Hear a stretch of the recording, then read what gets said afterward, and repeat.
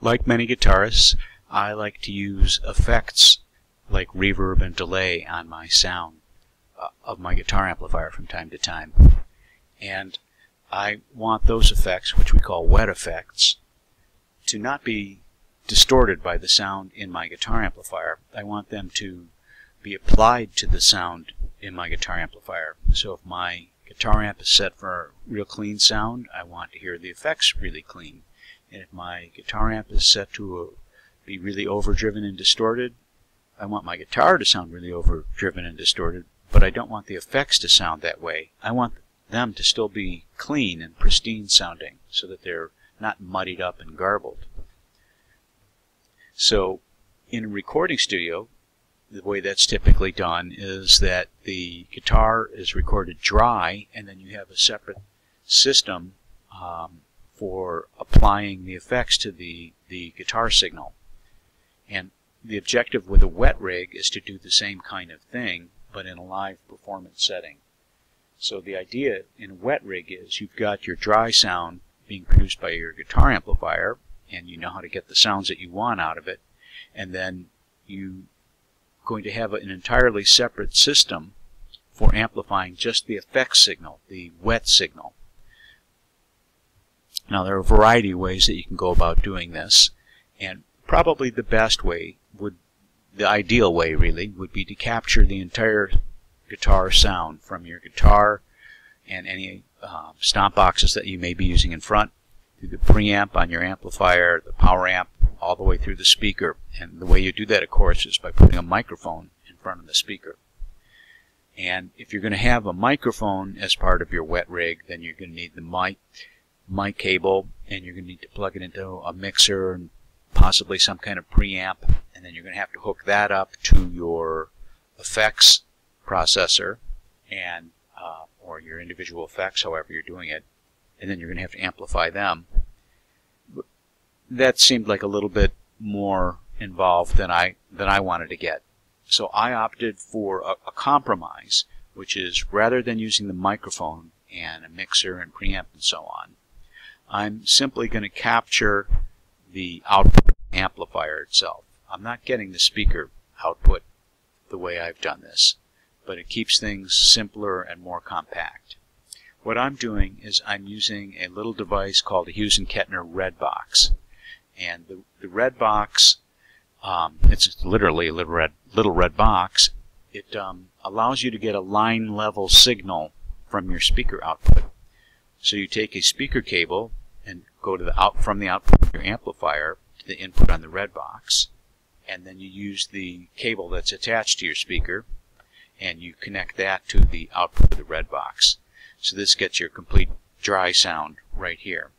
And then on the other side of the Red Box, you use a shielded cable, a guitar cable, to take a line level signal, which is what it produces on this side of the device, a line level signal, which is what your effects processor wants to see. Or that's what my effects processor wants to see. Now I'm using a stereo effects processor, a Boss SE70. There's all sorts of different effects processors that you can use. That's what I've chosen. It's small, lightweight, pretty easy to use, and has some really great sounds in it. And it has the kind of things that it has in it are different sorts of delay sounds, different reverbs, different kinds of chorus and modulation sounds. And it allows you to combine those sounds or to save them individually or in combination with other sounds into what they call patches. So you use the controls on the front of the effects processor to choose the patch that you want to use on a particular part of your performance. You may want to use reverb on some things. You may want to use delay on other things. You may want to use a combination of chorus and reverb on something else. And you can control all that through the front of the effects processor, through the interface there. But that's a little bit of a hassle during a live performance. So I've decided to include an optional additional piece of equipment, which is called a MIDI foot controller.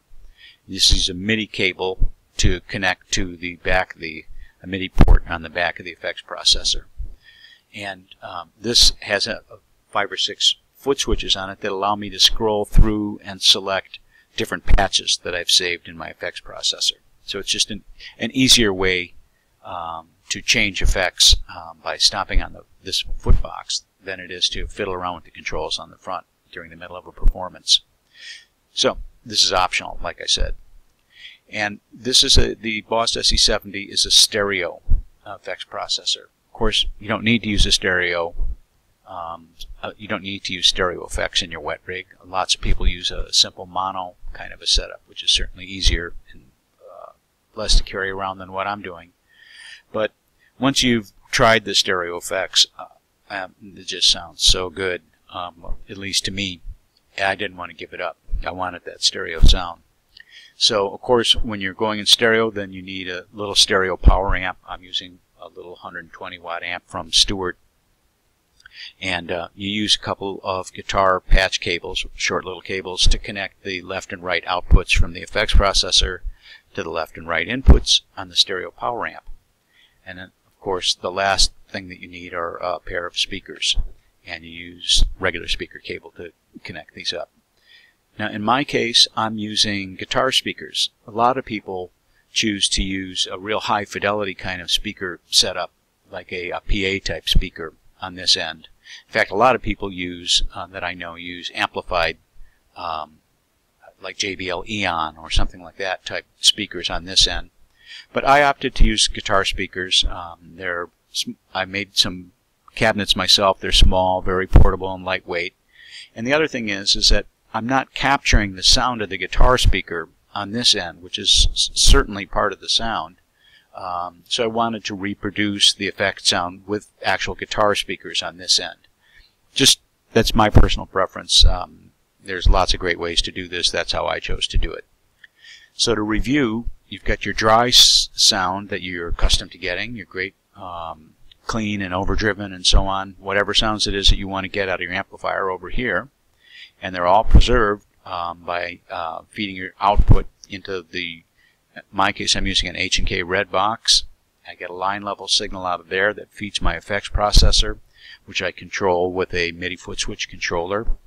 And then you get the stereo output from the effects processor into your power amp.